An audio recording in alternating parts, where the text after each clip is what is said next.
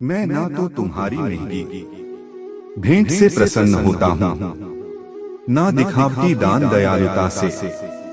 अगर मेरे मन को हरना है तो मुझे प्रेम से पुकारो, मैं हाजिर हो जाऊंगा। अवास्तविक चीजों को लेकर मन में कभी भी डर पैदा मत होने दो। वो वास्तविक नहीं है, वह ना तो कभी था और ना कभी होगा। इसके विपरीत जो वास्तविक है वह हमेशा से था, उसे ना तो बदला जा सकता है, ना कभी नष्ट किया जा सकता है। जो मनुष्य किसी अच्छे काम में लगा हुआ होता है, आने वाले समय में उसका अंत कभी बुरा नहीं होता है। मनुष्य अपनी 3 प्रमुख कृतियों द्वार नरक के द्वारा पर पहुंचता है। वे तीनों कृतियां काम, क्रोध और लोभ हैं। मनुष्य का समस्त निर्माण उसके विश्वास के फलस्वरूप होता है। जैसा वह सोचता है उसी के अनुरूप वह बनता है।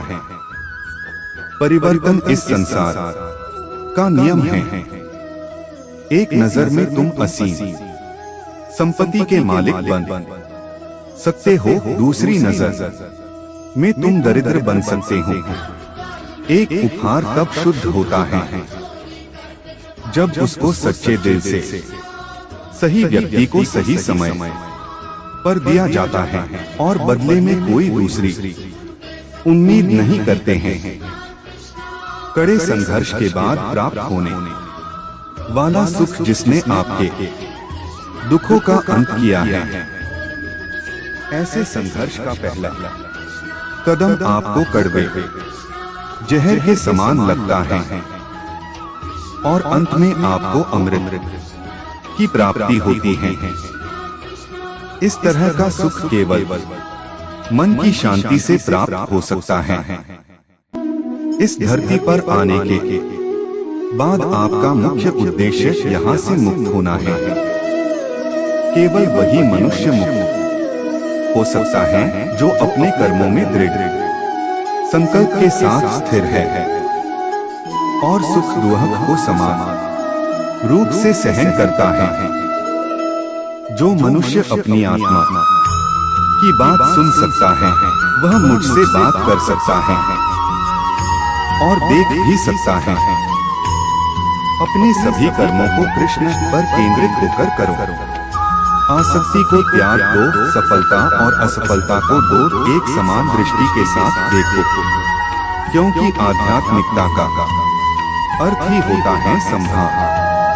वह मनुष्य जिसने घृणा को त्याग दिया, जो सभी प्राणियों के साथ समान व्यवहार करता है, जो सुख दुख और दर्द पीड़ा से अप्रभावित है, जिसके अंदर करुणा भरी हुई है और मन शांत है, उसने सही मायने में मुझे प्राप्त कर लिया है।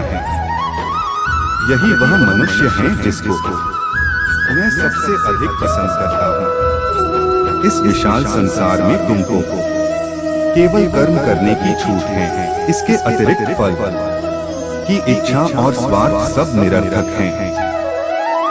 ये सोचकर कभी किसी काम की शुरुआत मत करो कि इसका तुमको कोई फल मिलेगा।